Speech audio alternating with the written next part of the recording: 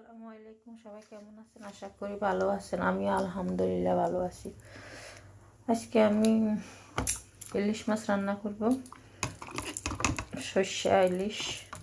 তো এখানে সর্ষে, পেঁয়াজ, রসুন, কাঁচামরিচ, লবণ, তারপর এগুলো দিয়ে আমি ব্লেন্ড করে নিতে আসি।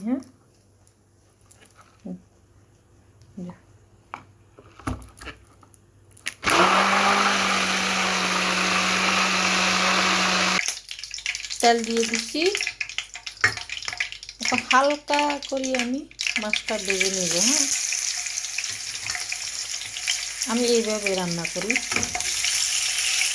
আমি যেভাবে রান্না করি এইভাবে আমি দেখাইতে আসি। অনেকদিন পরে ইলিশ মাছ যেভাবে রান্না করতেছি।